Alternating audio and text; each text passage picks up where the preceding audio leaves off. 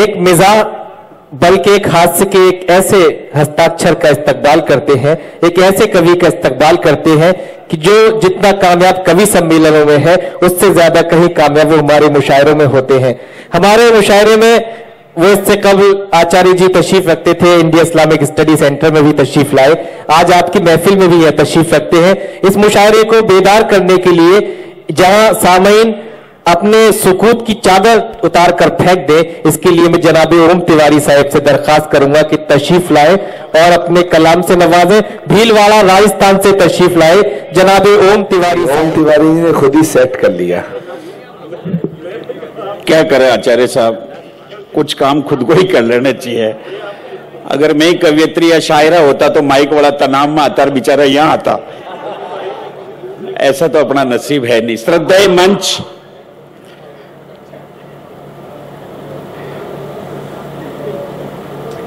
आदरणीय आचार्य श्री के चरणों में प्रणाम। आदेश हुआ, हादसे की बात हुई, हिलाल भाई हमारे बीच नहीं रहे।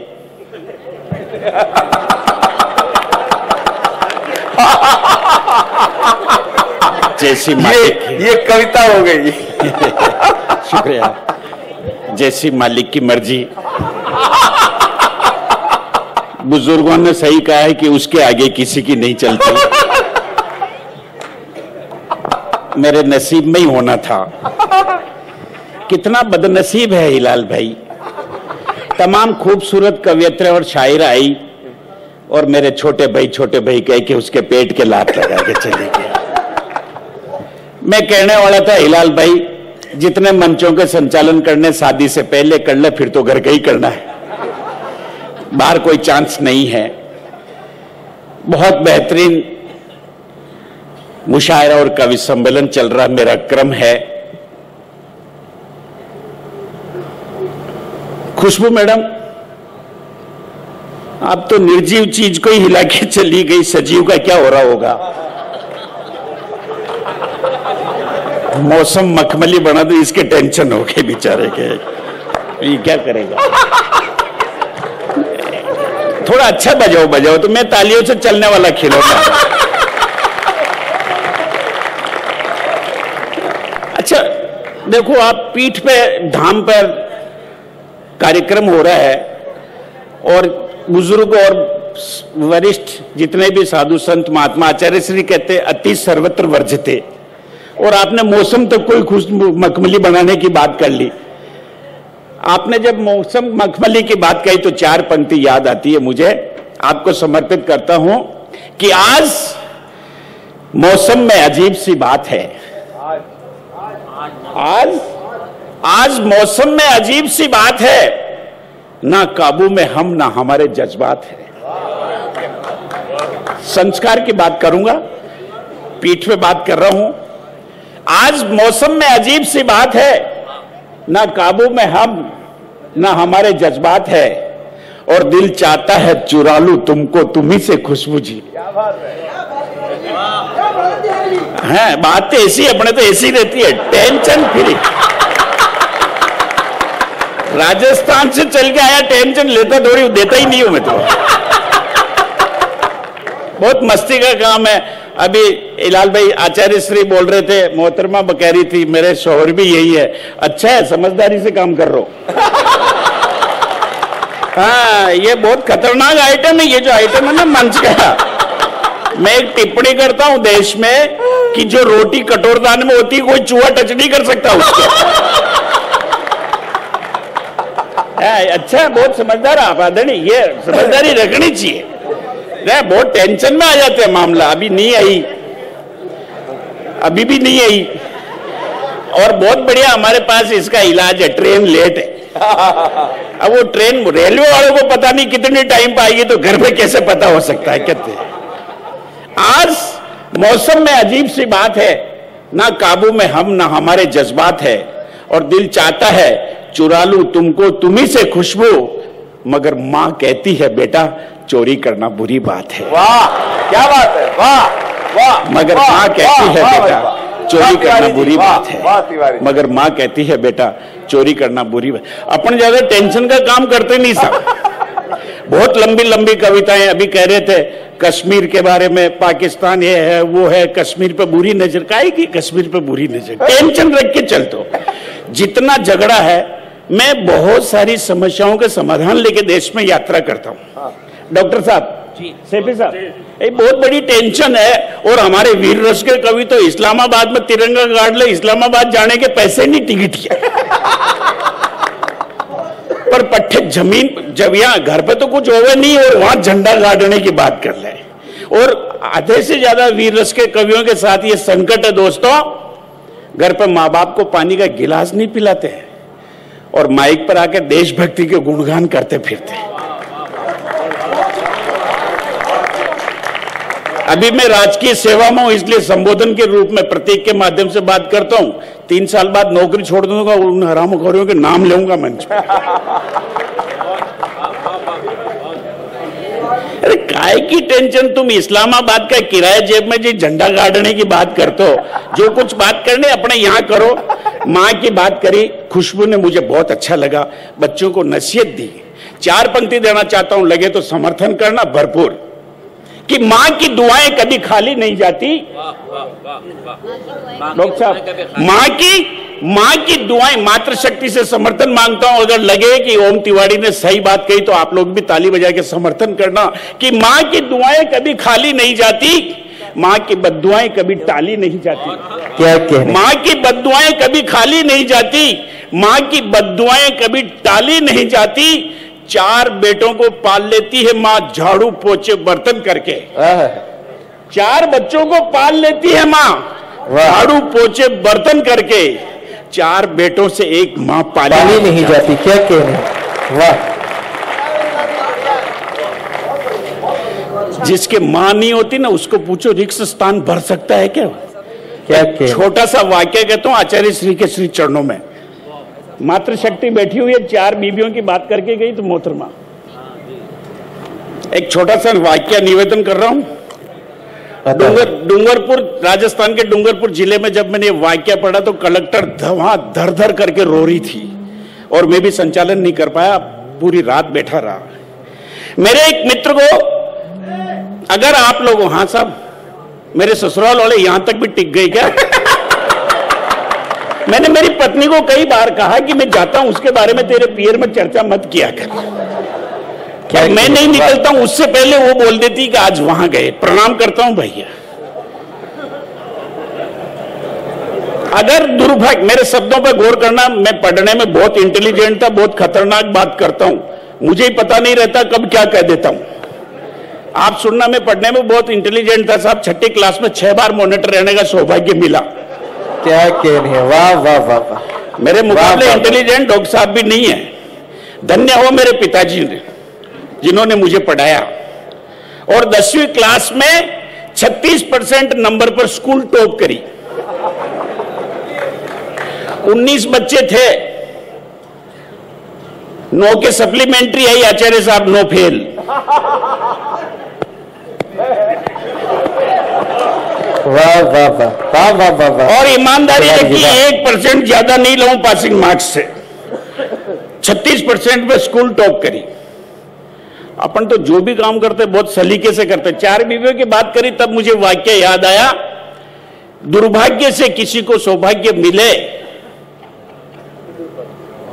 हाँ, क्या मेरे शब्दों पर ध्यान देना। दुर्भाग्य से किसी को सौभाग्य मिले दूसरी शादी करने का, 1 बार नहीं, 2 बार नहीं, 3 बार नहीं, 10 बार सोचना।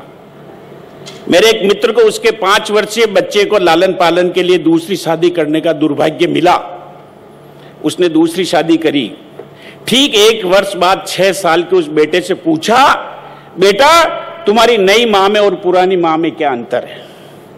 तो उस बेटे ने जवाब दिया, पापा नई मां बिल्कुल झूठ नहीं बोलती, पुरानी मां झूठ बहुत बोलती थी। वाह। तो उस पिता ने उस बच्चे को डांटते हुए कहा, बदतमीज, तुझे शर्म नहीं आती? कल की आई हुई औरत के लिए इस तरह की बात करता है, जिसने तुझे जन्म दिया उसके बारे में ऐसी बात करता है। तब उस बेटे ने जवाब दिया, साहब पापा मैं बिल्कुल सही कह रहा हूं, आज जब मैं मस्ती करता हूं और नई मां एक बार कह देती है शाम को खाना नहीं मिलेगा, तो दूसरे दिन सुबह तक खाना नहीं देती, और पुरानी मां के समय एक बार मस्ती करता और वो कहती आज तुझे शाम को खाना नहीं मिलेगा, तो रात को चुपके से आके खाना खिला देती थी। क्या कहने, वाह वाह वाह वाह। ये होती है साहब मां। क्या बात करते साहब, अपन हंसी मजाक, जिसके मां नहीं होती उसको पूछो मां का रेगिस्तान क्या होता है। मैं कोई माहौल को गंभीर नहीं कर, मैं गंभीर मैं भी नहीं रहता हूं तो कोई माहौल गंभीर नहीं करता। बेटी की बात चली, बेटी के बारे में कहा, 4 पंक्तियां निवेदन करना चाहता हूं दोस्तों जी। अता बेटी क्या चीज होती, मातृशक्ति का समर्थन मिले कि ओस की बूंद की तरह होती है बेटियां। क्या कहने, ओस की बूंद की तरह होती है बेटियां, तकलीफ में हो माँ बाप तो रोती है बेटियां। वाह वाह वाह। ओस की बूंद की तरह होती है बेटियां, तकलीफ में हो माँ बाप तो रोती है बेटियां। और एक कुल को रोशन करता है बेटा, एक कुल को रोशन करता है बेटा, मगर 2-2 कुल को रोशन करती है बेटियां। मगर 2-2 कुल को रोशन करती है बेटियां, मगर 2-2 कुल को रोशन करती है बेटियां। और गंगा जमनी तहजीब का कार्यक्रम, मैं तो शुक्रिया अदा करता हूं सैफी साहब का, जिन्होंने मुझे इस पीठ पे बुलाने के लिए आमंत्रण दिया। धन्य हुआ मैं। मेरी बिटिया की शादी है, मेरी पत्नी ने मुझे आने के लिए मना किया, लेकिन राजस्थान का वीर पुरुष पत्नी की बात नहीं मानी। क्या कह रहे, मैं बहुत इस मामले में बहुत बहादुर आचार्य साहब, मैं मेरी पत्नी से बिल्कुल नहीं डरता, जैसा वो कहती वैसा नहीं करता।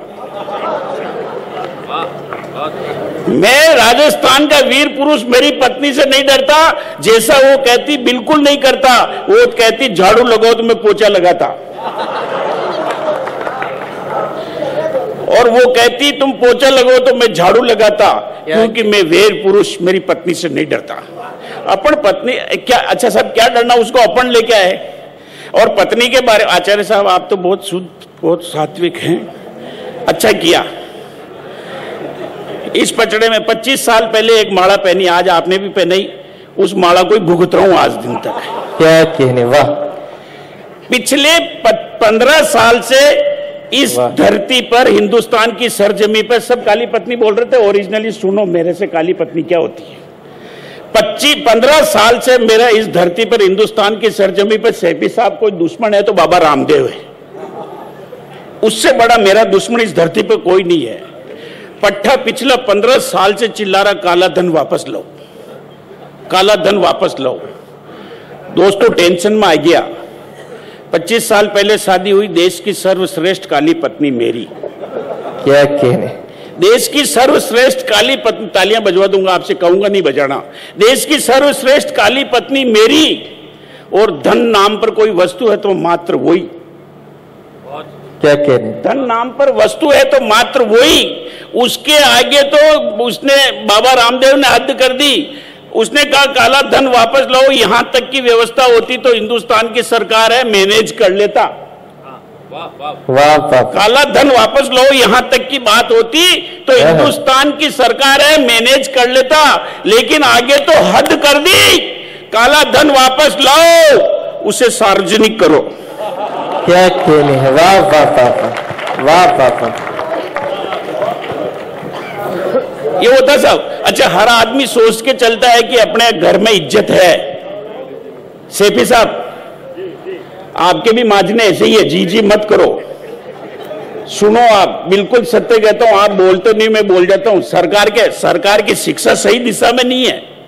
साक्षरता अभियान चला, एक तरफ सरकार कहती है बच्चों को स्कूल भेजो, मेरे व्यंग को समझना डॉक्टर साहब, एक तरफ से सरकार कहती है बच्चों को स्कूल भेजो, साक्षरता अभियान चलाया, जो बच्चे स्कूल में थे उनको हाथों में तख्तियां पकड़ा दी, बोर्ड पकड़ा दिए, रैली निकालने के लिए स्कूल से बाहर भेज दिया। और जो बच्चे स्कूल ले जा रहे उनको को स्कूल भेजो। जब वो स्कूल आए तो हिंदी का पहला पाठ्यक्रम ही गलत, पहले पाठ में ही लिखा हुआ रतन घर चल।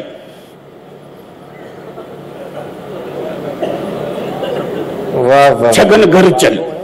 क्या कहने, आप क्या पढ़ा रहे हो, किस तरह से पढ़ा रहे हो, क्यों ला रहे हो, वो समझ में नहीं आ रहा। बिना काम की टेंशन देकर के चल रहे हो। तब जब व्यंग की बात करता हूं और आप तक व्यंग पहुंचाने का प्रयास करता हूं, हिंदुस्तान की, चूंकि मैं हास्य व्यंग का आदमी, बहुत घंटों आप लोगों का समय ले सकता हूं, लेकिन चूंकि सुधी श्रोता बैठे हैं, मैं कुछ अपना मीटर बदलते निवेदन करना चाहता हूं, हिंदुस्तान की कुछ पीड़ा आप तक पहुंचाना चाहता हूं। आदरणीय डॉक्टर साहब बैठे हुए हैं, आचार्य श्री के श्री चरणों में मैं पिछली बार दिल्ली में मैं कविता पाठ नहीं कर पाया, तब निवेदन करना चाहता हूं, इस देश का दुर्भाग्य, जो व्यक्ति विशेष कोई संस्था बना के काम करता तो उस व्यक्ति को संस्था तक सीमित कर दिया जाता है। कोई व्यक्ति विशेष पार्टी का गठन करके देश के लिए काम करता तो उस पार्टी तक सीमित कर दिया जाता है। कोई समाज विशेष का आदमी निकल करके देश के लिए काम करता तो समाज तक उसको समाज तक सीमित कर दिया जाता है। अंबेडकर जी ने संविधान निर्माण किया, दलित वर्ग ने अपने तक सीमित कर दिया। महात्मा गांधी ने कांग्रेस में रह के देश के स्वतंत्रता के लिए काम किया, कांग्रेसियों ने अपने तक सीमित कर दिया। तब निवेदन करना चाहता हूं, आपके हाथ खुले, डॉक्टर साहब को समर्पित करता हूं कि संविधान का निर्माता जब एक जाति का हो जाता है, संविधान का निर्माता जब एक जाति का हो जाता है तो अपना विश्वास लोकतंत्र से खो जाता है। संविधान का निर्माता जब एक जाति का हो जाता है तो अपना विश्वास लोकतंत्र से खो जाता है। किसी ने छांटा सावरकर को, किसी ने छांटा सावरकर को, किसी ने गांधी छांट लिया, और वोटों की इस राजनीति ने युग पुरुषों को बांट लिया। क्या बात है, वोटों की इस राजनीति ने युग पुरुषों को बांट लिया। मखौल है साहब इस हिंदुस्तान में। मेरे एक मित्र ने तो यहां तक कह दिया कि यार ओम तिवारी, ये दे लेके भ्रष्टाचार खत्म नहीं हो सकता क्या?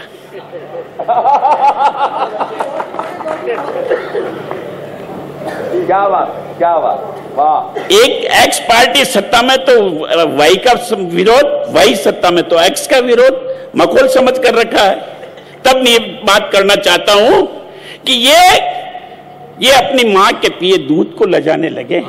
क्या कहने, ये अपनी मां के पिए दूध को लजाने लगे हैं। वाह वाह। ये एक दूसरे पर उंगलियां दिखाने लगे हैं। क्या कहने, ये अपनी मां के पिए दूध को लजाने लगे हैं, ये एक दूसरे को उंगलियां दिखाने लगे हैं, और इन्हें देख करके हैरान है देशवासी। ओम, इन्हें देखकर हैरान है देशवासी। मोहतरमा, मैंने आपकी उस पंक्ति में भी दाद दी जो मेरे समझ में नहीं आई।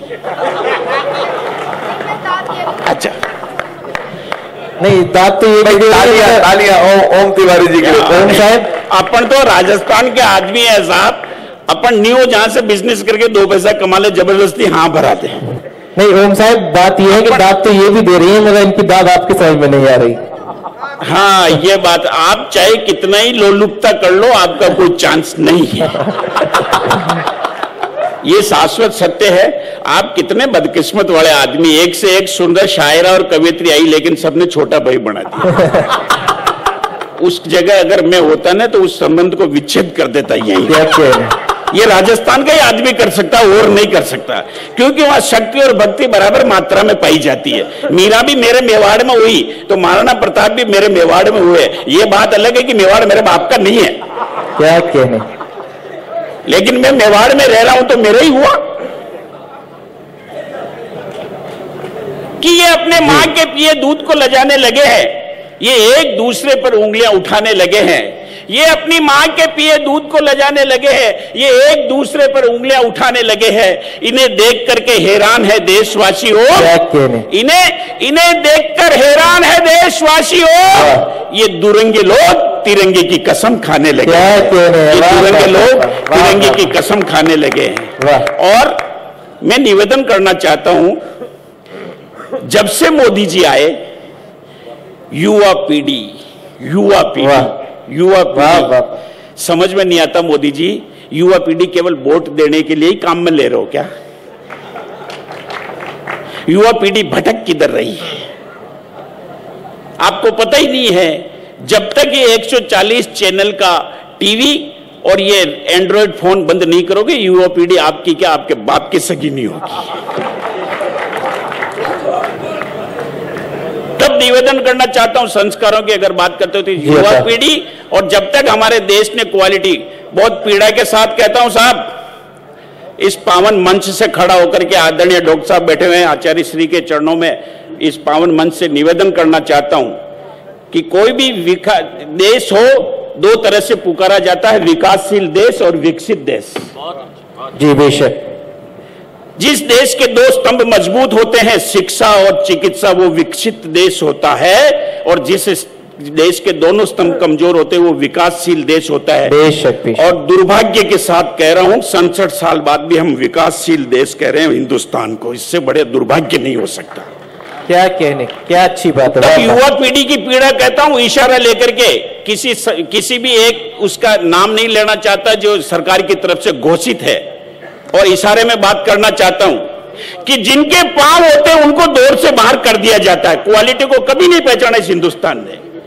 जिनके पांव होते हैं उनको दौड़ से बाहर कर दिया जाता है, बैसाखियों को ताज पहनाए जाते हैं। क्या कहने। जिनके पांव होते हैं उनको दौड़ से बाहर कर दिया जाता है, बैसाखियों को ताज पहनाया जाता है, नियुक्ति के समय मांगी जाती है रिश्वतें जिनसे, नियुक्ति के समय मांगी जाती है रिश्वतें जिनसे, प्रशिक्षण में उन्हें संस्कार पढ़ाया जाता है, प्रशिक्षण में उन्हें संस्कार पढ़ाया जाता है। और बुजुर्ग पीढ़ी जो राजनीति में है, वो किसी कीमत पर, चाहे उनको बोलना नहीं आता, लेकिन वो सत्ता से बाहर नहीं रहना चाहते हैं। तब निवेदन करना चाहता हूं दोस्तों कि इमली का पेड़ कितना ही बूढ़ा हो जाए, क्या कहने, उसकी खट्टास कम नहीं होती। एक व्यंग आप तक पहुंचाने का प्रयास करता हूं, एक बेहतरीन व्यंग। जी जी। मेरे अपने व्यंग कहने की शैली, आप लोगों का समर्थन मिले इस देश की स्थिति के ऊपर। देश के पृथक राज्य से पृथक हुए राज्य के एक आईएएस अधिकारी ने मुख्यमंत्री से कहा, सर नया विधानसभा का भवन, नया सचिवालय का भवन बनकर तैयार है। देश के पृथक राज्य से पृथक हुए राज्य के एक आईएएस अधिकारी ने कहा, सर एक आईएएस अधिकारी ने मुख्यमंत्री से कहा, सर नया विधानसभा का भवन, नया सचिवालय का भवन बनकर तैयार है, श्रीमान की कोठी कहां बनाई जानी है, इस आदेश का इंतजार है।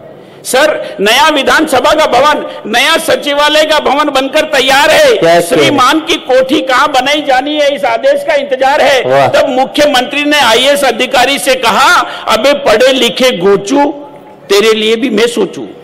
राजस्थान में गोचू कहते हैं गधे को।